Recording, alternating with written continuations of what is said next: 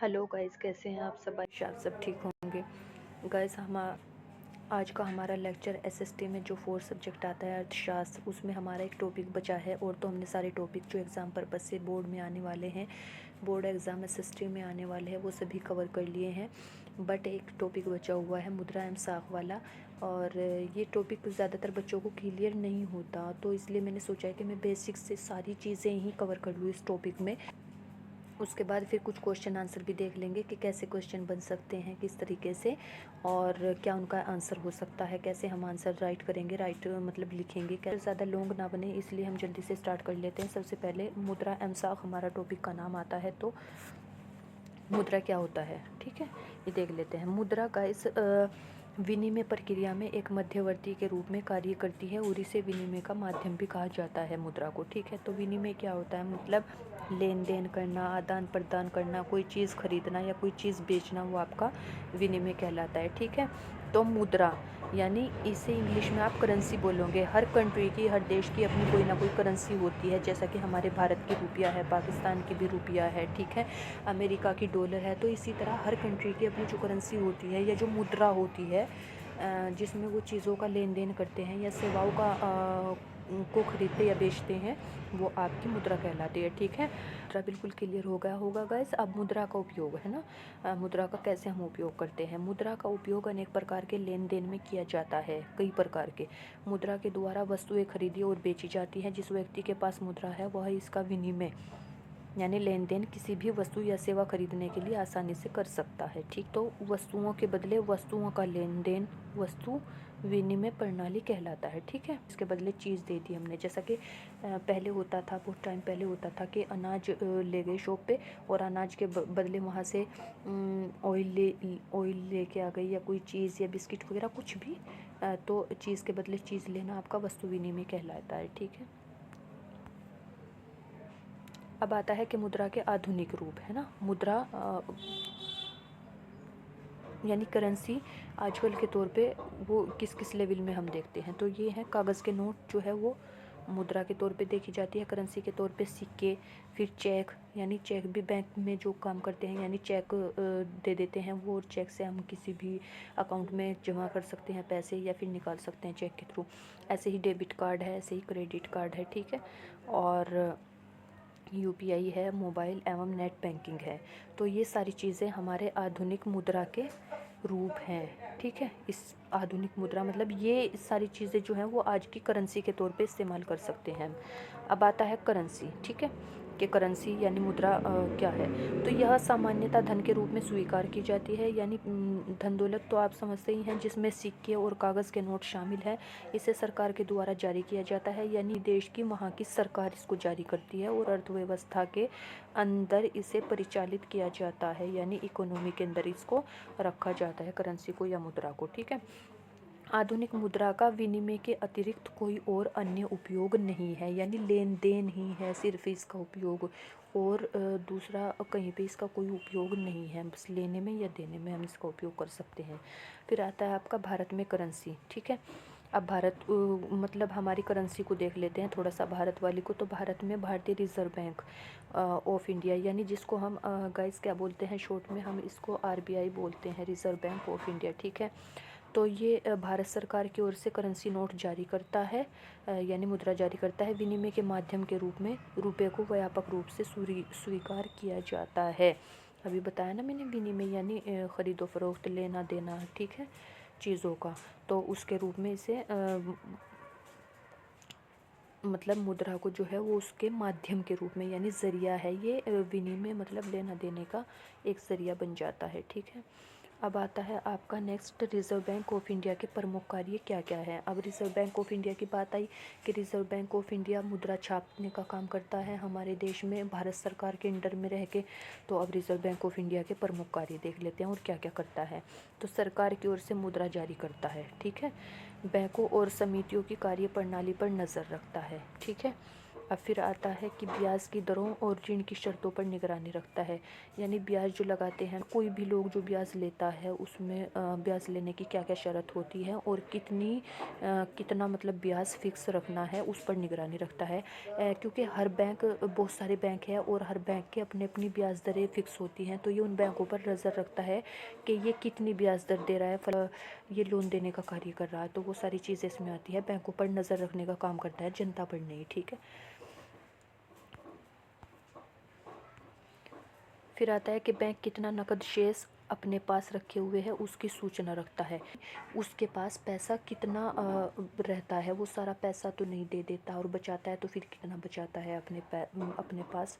मतलब जो लोन है लेने वाले होते हैं उनको वो किस तरीके से देना है, कितना देना है और कैसे देना है, उसकी नज़र भी ये बैंकों पर रखने का कार्य करता है। भारतीय रिजर्व बैंक है, रिजर्व बैंक ऑफ इंडिया यानी RBI। ठीक है। जनता लोग जो अपने पैसे वहाँ पर रखते हैं, तो वो क्या होता है, बैंकों में निक्षेप या बैंकों में जमा का मतलब होता है कि मुद्रा को इकट्ठा या जमा करने का ये दूसरा रूप होता है, बैंकों में निक्षेप। ठीक है। अब फिर नेक्स्ट के लोग अपने नाम पर एक बैंक खाता खोलकर बैंकों में अपना अतिरिक्त पैसा, यानी जो अपने खर्चे से अलग जो बचा लेते हैं कुछ अलग से, वो जमा जो करते हैं, वो पैसा जमा करते हैं, तो वो आपका क्या कहलाता है, वो बैंकों में निक्षेप या जमा कहलाता है। ठीक है। फिर के बैंक जमा राशि स्वीकार करते हैं और इस पर ब्याज यानी इंटरेस्ट भी देते हैं। अपने पास मतलब जब जनता बैंकों में पैसा जमा करती है तो बैंक उसे एक्सेप्ट करते हैं, हाँ जमा कर लेते हैं, और इस पर फिर कुछ ब्याज भी दे देते हैं। मतलब उनका पैसा बढ़ता रहता है ना बैंक में डालने पर, तो वो चीज़ है, वो इंटरेस्ट है, वो उनका ब्याज है। ठीक है। अब आता है कि बैंक में जमा किए गए धन को जमाकर्ता अपनी आवश्यकता के अनुसार निकाल सकता है। हाँ ठीक है, ये बात सही है। बट ये सारी चीज़ें क्या कहलाती हैं, आपकी बैंकों में निक्षेप या जमा के अंतर्गत आती है। अगर क्वेश्चन ऐसा बनता है कि बैंकों में निक्षेप क्या है, बैंकों में जमा क्या है, इसको मतलब परिभाषित कीजिए, तो आप ये सारी चीज़ें, ये सारे पॉइंट्स वहाँ पर डाल सकते हो गाइस। ठीक है। कि मुद्रा को इकट्ठा या जमा करने का यह अन्य रूप है। लोग अपने नाम पर एक बैंक खाता खोलकर बैंकों में अपना अतिरिक्त पैसा जमा करते हैं। बैंक जमा राशि स्वीकार करता है और इस पर कुछ इंटरेस्ट भी देता है। यह है आपका मांग जमा। तो मांग जमा क्या होता है गाइस, बैंक खातों में जमा धन को मांग के जरिए निकाला जा सकता है, इसलिए इस जमा को मांग जमा कहा जाता है। यानी बैंकों में जो पैसा जमा किया था ना, अभी तुमने ये हेडिंग देखी है ना ऊपर, बैंकों में निक्षेप या बैंकों में जमा, इसमें हम बैंक में पैसा जमा कर रहे थे, बट मांग जमा क्या है, इसमें से बैंक में से पैसा निकाल रहे थे। ठीक है। तो इसने बोल दिया है कि बैंक जो खातों में जमा धन को जब जितनी हमें ज़रूरत है तो उसके हिसाब से जब निकाल सकते हैं, तो इसलिए इस जमा को हम मांग जमा भी कहते हैं। ठीक है। भारत में बैंक जमा का केवल 15% हिस्सा नकद यानी कैश के रूप में अपने पास रखता है। ठीक है। ऐसा प्रावधान जमाकर्ताओं के द्वारा किसी एक दिन में धन निकालने की संभावना को देखते हुए किया जाता है। जो ऐसा कुछ है ना, बैंक में जब पैसा निकालने जाओगे कि मतलब इतना ही निकल सकता है, उससे ज़्यादा नहीं निकलेगा। ठीक है। तो वही ये चीज़ है कि बैंक जब कितना पैसा रखता है, तो 15% पैसा जो है वो अपने पास नकद के रूप में रखता है। ठीक है।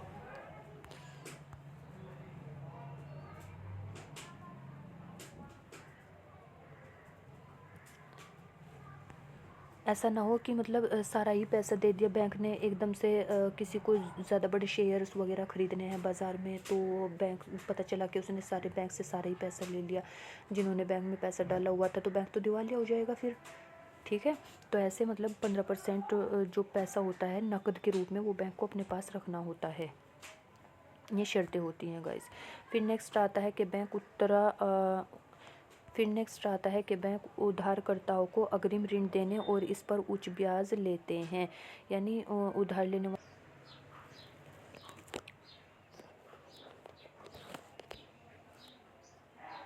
नेक्स्ट गाइस, बैंक की बात आती है तो उसमें चेक की भी बात आ जाती है। फिर तो चेक क्या होता है, चेक ऐसा कागज़ होता है जो बैंक को किसी एक व्यक्ति के खाते से चेक पर लिखे नाम के दूसरे व्यक्ति को एक विशेष रकम का भुगतान करने का आदेश देता है। यह नकदी के प्रयोग के बिना भुगतानों को हल करता है। फिर आता है कि आधुनिक बैंकिंग प्रणाली क्या होता है। तो आधुनिक बैंकिंग प्रणाली में मुद्रा और जमा का आधुनिक रूप आपका आधुनिक बैंकिंग प्रणाली से जुड़ा हुआ आता है। बैंकों की ऋण संबंधी क्रियाएं क्या होती हैं, तो बैंकों की ऋण संबंधी क्रिया ये होती है गाइस कि बैंक लोगों की जमा राशि स्वीकार करते हैं और इस प्रकार बैंक जमा के रूप में बड़ी राशि इकट्ठा कर लेते हैं। सेकंड आता है कि भारत में बैंक जमा का केवल 15% हिस्सा नकद कैश के रूप में अपने पास रखते हैं, जो मैंने अभी पहले भी आपको बताया है। ठीक, यहाँ तक गाइस हमने अपने सारी करेंसी या करेंसी से रिलेटेड, मतलब फिर करेंसी की बात आती है तो करेंसी को छापने का काम कौन करता है? Reserve bank of India. फिर रिजर्व बैंक ऑफ इंडिया के कार्य देखे थे तो उसमें आया था और दूसरे बैंकों की भी बात होने लगी, तो फिर ऐसे ही चेक की भी बात आ गई। तो यहाँ तक हमने गाइस करेंसी के अंतर्गत जितनी भी हेडिंग बन सकती थी वो सब कवर कर ली। अब आगे आपका आ जाता है साख। ठीक है, तो मुद्रा एवं साख चैप्टर का नाम था ना, तो अब साख क्या होता है यहाँ से देख लेते हैं। साख एक ऐसा समझौता होता है जिसके तहत ऋणदाता यानी कर्ज देने वाला, लोन देने वाला, उधारकर्ता को, जो लोन लेने वाला है उसको धनराशि या वस्तु और सेवाएं इस आश्वासन पर उधार दे देता है कि वह भविष्य में उसे दे देगा, फिर उसका भुगतान कर देगा। ठीक है, नेक्स्ट आता है कि साख संपत्ति के रूप में भी कार्य कर सकती है। त्योहारों के दौरान जूता निर्माता सलीम को 1 महीने के अंदर भारी मात्रा में जूता बनाने का आदेश दिया जाता है, तो इस उत्पादन को पूरा करने के लिए वह अतिरिक्त मजदूरों को काम पर रख लेता है और उसे कच्चा माल खरीदना पड़ता है, तो ऐसी साख संपत्ति के रूप में कार्य करती है। ठीक है, एक दूसरा एग्जाम्पल ये होगा कि वह आपूर्तिकर्ता को तत्काल चमड़ा उपलब्ध कराने के लिए कहता है और उसके बाद में भुगतान करने का आश्वासन देता है। उसके बाद वह व्यापारी से कुछ उधार भी ले लेता है। एग्जाम्पल दिए गए हैं। फिर तीसरा एग्जाम्पल एक और ये है कि महीने के अंत तक वह आदेश पूरा कर पाता है, अच्छा लाभ कमाता है और उसने जो भी उधार लिया होता है वो उसका भुगतान भी कर देता है। ठीक है,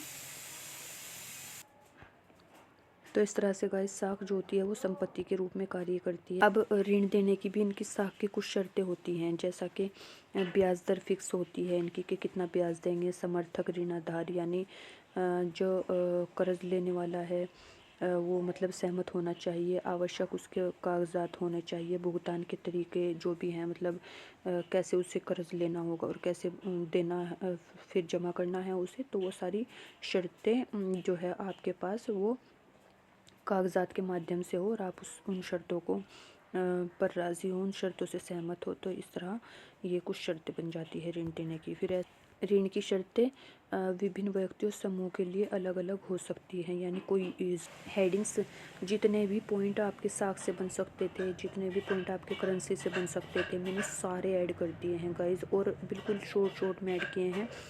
अगर मैं चाहती तो मैं आपको वैसे भी लेक्चर दे देती, हेडिंग लिखी और बस समझा दिया, लेकिन मैंने नहीं आपको नोट्स प्रोवाइड कराया सिर्फ इसलिए कि बच्चों को मतलब याद करने में भी दिक्कत ना हो, और अगर वो नोट्स भी बनाना चाहें तो वो नोट्स भी बना सकते हैं और फिर अच्छे से उसको याद भी कर सकते हैं गाइज। क्या, और इस समर्थक ऋण आधार में ये चीज़ याद रखनी है आपको कि ये आती हैं, जैसा कि कृषि भूमि आ गई, यानी अगर किसी के पास ज़मीन है तो वो उसको रख सकता है, जेवर को रख सकता है, मकान को, पशुधन को, या बैंक जमा जो भी है आपके पास उस सब को, मतलब यानी ये वाली और यही सब परिसंपत्तियाँ, मतलब वो बोलते हैं ना कि मतलब गिरवी रख दिया, तो इनको गिरवी रख के ऐसे ऋण या लोन ले सकते हैं। गाइस इसमें कंफ्यूज ना होना कि ये साख क्या है। साख वही वाली चीज़ है ये जो हमने पढ़ा था ना, अभी चैप्टर का नाम था ना आपका मुद्रा एवं साख, तो मुद्रा और फिर मुद्रा से संबंधित बैंक को डिस्कस किया, वो तो वहाँ पे हो गया। फिर बैंक में बहुत सारी चीज़ें आई, बैंक के मतलब RBI के कार्य वगैरह वो सब चीज़। अब ये साख पढ़ रहे हैं और साख टॉपिक में विविध प्रकार की साख व्यवस्था, अलग अलग प्रकार की जो व्यवस्थाएं होती हैं वो कौन सी होती है, जैसे कि ग्रामीण क्षेत्रों में ऋण की मुख्य मांग फसल उत्पादन के लिए होती है, जिसमें बीज यानी बीज ले सकते हैं हम कि भाई हमें अच्छा वाला बीज लेना है, उसके लिए लोन ले रहे हैं, या फिर खाद वगैरह ख़रीदना है, या कीटनाशक यानी फसल में बहुत सारी कीड़े मारने वाली दवाई भी डाली जाती है, तो वो उनके लिए लोन लेना है, या पानी के लिए, बिजली के लिए, उपकरणों की मरम्मत आदि पर काफ़ी ज़्यादा खर्च होता है इन सभी चीज़ों पर। तो एक गाँव में अलग अलग श्रेणियों के उधारकर्ताओं के लिए अलग अलग साख जो हैं वो उन्हें मतलब लोन प्रोवाइड कराती हैं, ये उनकी व्यवस्था देती है, ये इसमें बताया गया है। मतलब को कीटनाशक दवाओं की ज़रूरत है तो इन सब के लिए अलग अलग साख या ऋण व्यवस्था हो सकती है, जैसा कि साहूकारों से ऋण व्यवस्था, यानी जो बड़े ज़मींदार हैं उनसे वो अपना कर्ज ले सकते हैं, जैसा कि मतलब छोटे किसान गांव के साहूकारों से ब्याज पर मतलब उनसे लोन ले सकते हैं। ठीक है, फिर दूसरा आता है व्यापारियों से ऋण ले सकते हैं, यानी गांव में जो बड़े व्यापारी लोग हैं, है ना, तिजारती लोग जो हैं, उनसे भी ऋण ले सकते हैं छोटे किसान। जैसे किसानों को कम ब्याज दर पर कृषि व्यापारियों से ऋण मिलता है। ठीक है, ऊपर साहूकारों से, यहाँ व्यापारियों से। व्यापारी में मतलब वो लोग आ जाते हैं जो बड़े बड़े किसान होते हैं ना, तो वो अपनी ज़मीन, उनके पास फसलें बहुत ज़्यादा होती हैं, तो वो उन फसलों की खरीदो फरोख्त मतलब बेच देते हैं उन फसलों को अपनी तिजारत के तौर पर, मतलब या बाहर विदेशों में भेजते हैं, या एक कंट्री या एक राज्य के किसान दूसरे राज्य को बेच देते हैं। जो बड़े किसान होते हैं उनकी बात है, तो उनसे भी मतलब ये ब्याज ले सकते हैं छोटे किसान। फिर आता है कि छोटे किसान बैंकों से भी ऋण ले सकते हैं। मध्यम और बड़े किसान बहुत कम ब्याज दर पर खेती के लिए बैंक से ऋण लेते हैं, यानी बीच के दर्जे के जो किसान होते हैं या फिर बड़े किसान होते हैं, तो वो बैंकों से भी फिर ऋण ले सकते हैं, कर्ज ले सकते हैं, मतलब लोन ले सकते हैं। फिर नेक्स्ट आता है नियोक्ता से ऋण ले सकते हैं, यानी भूमिहीन कृषि मजदूर और अन्य मजदूर ऋण के लिए अपने नियोक्ताओं पर निर्भर रहते हैं। ज़मींदार प्रत्येक महीने 5% की ब्याज दर पर मजदूरों को ऋण देते हैं, और ऋण के बदले में फिर उन्हें मतलब मालिकों के लिए वो अपने काम करते हैं कि भाई आप हमें लोन दे दो और हम आपके लिए कुछ काम कर देंगे, है ना। जो कुछ बड़े लोग जो होते हैं उनके घर पे हम कुछ काम कर देंगे, उसके बदले आप हमें लोन दे दो। ठीक है, तो ऐसे भी मतलब लोन लिया जा सकता है। फिर आता है सहकारी समितियों से भी ऋण ले सकते हैं। सहकारी समिति ग्रामीण क्षेत्रों में सस्ते यानी कर्ज जो देते हैं वो सस्ता ब्याज पर दे देते हैं। सहकारी समितियों के सदस्यों को कृषि उपकरण, खेती करने वाले जो औजार होते हैं, खेती और कृषि व्यापार जो होता है ना, मत्स्य पालन यानी मछली वगैरह का जो काम होता है, घरों के निर्माण और अन्य खर्चों की खरीद के लिए भी ऋण ये प्रदान करते हैं। वहाँ पे तो देखो ऊपर जो हमने देखा कि को कहाँ कहाँ से ऋण लेते हैं, वो तो कृषि के लिए ले रहे थे, लेकिन ये यहाँ पर सहकारी समिति जो ऋण देती है वो किस किस के लिए देती है, सदस्यों को कृषि उपकरण के लिए भी, कि भाई आपको कृषि में कोई औजार वगैरह चाहिए, बड़ा ट्रैक्टर वगैरह या कुछ और चीज़ संबंधित उससे खेती से, तो उसके लिए भी ऋण दे सकती है। खेती और कृषि व्यापार के लिए भी, खेती करना है किसी को तो भी ले सकते हैं, कृषि का व्यापार करना है उसके लिए भी लोन ले सकते हैं। मछली पालन का काम कर जोड़ना है किसी को, उसके लिए भी, घरों का बनाने हैं या अन्य खर्चों की खरीद के लिए भी, मतलब इन सभी चीज़ों के लिए सहकारी समितियाँ ऋण प्रोवाइड कराती हैं। ठीक है, मतलब वो देती हैं लोन वगैरह, मतलब लोन वगैरह देती हैं। फिर नेक्स्ट आ जाता है आपका कुछ व्यक्तियों या समूहों को बैंक के द्वारा कर्जा नहीं दिया जाता। कुछ ग्रुप्स होते हैं, कुछ कम्युनिटीज़ होती हैं जिनको बैंक लोन नहीं देता, या कुछ व्यक्तियों को, तो वो कौन कौन से होते हैं जिन्हें बैंक लोन नहीं देता। तो ग्रामीण क्षेत्रों में बैंकों की अनुपस्थिति जो होती है, यानी ऐसे ग्रामीणों को बैंक लोन नहीं देता जहाँ पर बैंक नहीं होते। समर्थक ऋणाधार न होना, यानी अगर बैंक के जो सिस्टम होता है कि भाई आपको सिस्टम के थ्रू कागजात वगैरह जमा करने, क्या क्या जो भी होता है उसमें लोन लेने के, उसमें तो अगर वहाँ पे वो सपोर्ट नहीं करेंगे बैंक को, तो सपोर्ट फिर बैंक फिर उनको लोन नहीं देगा।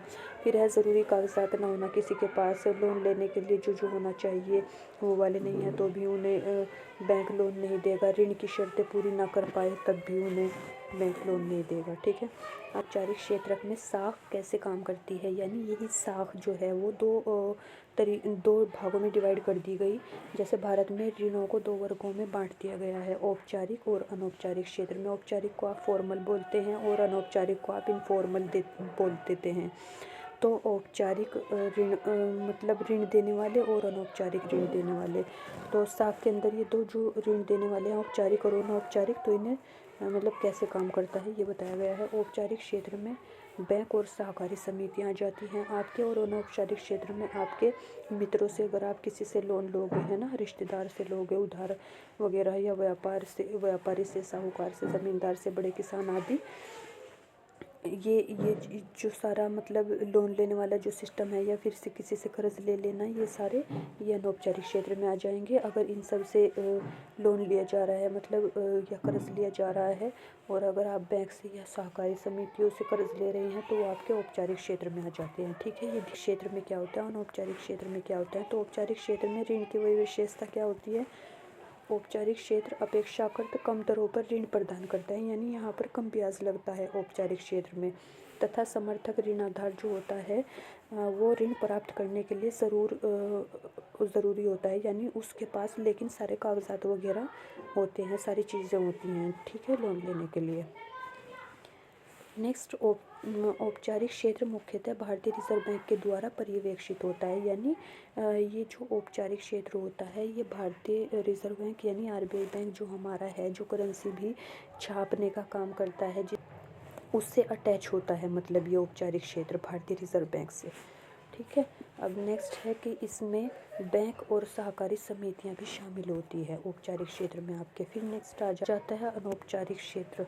अनौपचारिक क्षेत्र में ऋणों पर उच्च ब्याज दर लगती हैं, यानी अनौपचारिक क्षेत्र में अगर आप को कोई लोन वगैरह कर्ज लेना है तो वहाँ पर ज़्यादा ब्याज लगेगा, क्योंकि क्षेत्र की निगरानी के लिए कुछ भी संगठन नहीं होता। जैसे वहाँ पे आरबीआई निगरानी करता है तो यहाँ पे कोई निगरानी करने वाला नहीं होता। और उन अनौपचारिक क्षेत्रों से ऋण प्राप्त करने के लिए समर्थक ऋणाधार सुरक्षा भी ज़रूरी नहीं होती, यानी यहाँ पे कागजात वगैरह भी प्रोवाइड नहीं करवाने, तो इसलिए ये ब्याज ज़्यादा लेते हैं कि भाई अगर कोई बाद में लेके भाग गया या फिर मतलब कुछ ऐसा वाला होने लगा तो पहले ही ब्याज ज़्यादा लगा दे, क्योंकि यहाँ पे पूरा मतलब ले तो लेगा कोई, पर ये तो नहीं है कि हाँ भाई पूरा सबूत है उसके पास, ऐसी वाली कोई चीज़ नहीं होती, ठीक है। अब नेक्स्ट आ जाता है स्वयं सहायता समूह क्या होता है। स्वयं सहायता समूह आमतौर पर ऐसे लोगों का समूह होता है जो समान सामाजिक और आर्थिक पृष्ठभूमि वाले होते हैं, यानी उनके अंदर ज़्यादा डिफरेंस नहीं होता, कोई ज़्यादा मालदार है तो कोई ज़्यादा गरीब है, ऐसे वाली चीज़ नहीं है। वे इकट्ठे होकर अपनी क्षमता के अनुसार नियमित रूप से पैसे बचाते हैं, ठीक है। स्वयं सहायता समूह में एक दूसरे के पड़ोसी जो होते हैं वो 15 से 20 सदस्य होते हैं, यानी पड़ोस के ये आपस में 15 से लेकर 20 तक के इसमें सदस्य होते हैं। ये जो स्वयं सहायता समूह जो कमेटी बनाई जाती है, एंड सदस्य अपनी ज़रूरतों को पूरा करने के लिए छोटे कर्ज समूहों से कर्ज ले सकते हैं, ठीक है। नेक्स्ट, समूह इन कर्ज़ों पर ब्याज लेता है, लेकिन यह साहूकार द्वारा लिए जाने वाले ब्याज से कम होता है, यानी कम ही ब्याज लेते हैं बट लेते हैं। तो ऐसे ही ये पॉइंट्स हैं गाइज, इन्हें पढ़ लेना, याद कर लेना, क्योंकि स्वयं सहायता समूह क्या होता है वो चीज़ बताई, फिर ये कैसे कैसे काम करता है वो वाली चीज़ें हैं। फिर नेक्स्ट आता है आपका गरीबों के लिए स्वयं सहायता समूह संगठनों के पीछे का मूल विचार क्या है, यानी ये स्वयं सहायता समूह एक जो संगठन बनाया गया है आपस में ही अपनी प्रॉब्लम सोल्व करने के लिए, तो इनके पीछे मतलब मूल विचार क्या है, इनका क्यों बनाया गया है, किस लिए बनाया गया है, ठीक है। जैसा कि गरीबों को संगठित रूप में कार्य करने के लिए प्रेरित करे, स्वरोजगार के लिए प्रेरित करे, यानी हमारा खुद का रोजगार डेवलप हो, ऐसी वाली चीज़, शोषण से बच जाएं, भाई बड़े लोग हमसे ज़्यादा ब्याज लेते हैं उस वजह से, तो ये सारी चीज़ें इसमें ऐड कर दी गई हैं, यहाँ से देख लेना। स्वयं सहायता समूह के कार्य क्या क्या हो सकते हैं, तो स्वयं सहायता समूह गाइस बिना समर्थक ऋणाभार के पैसे वो मतलब कर्ज देता है, ऋण देता है, वही वाली चीज़ें हैं जो ऊपर देखी थी हमने, ठीक है। कि मतलब उनके पास कोई ऐसे कागजात वगैरह नहीं होते, सदस्यों की जमा पूंजी इकट्ठा करते हैं, ग्रामीण निर्धनों विशेषकर महिलाओं के लिए ये काम किया जाता है, ठीक है। कम ब्याज दर पर ये ऋण देते हैं। विभिन्न सामाजिक मुद्दे जो हो जाते हैं, समाज में कोई भी घटना घट गई, कुछ भी प्रॉब्लम है, तो उसके लिए इनके यहाँ पर मंच भी होता है कि भाई यहाँ आओ, और समाज के सोसाइटी के बड़े बड़े आदमी बैठ जाते हैं, अपनी प्रॉब्लम बताओ तो वो सोल्व कर देते हैं, आपस में मसला सुलझा लेते हैं, ऐसी वाली चीज़ है।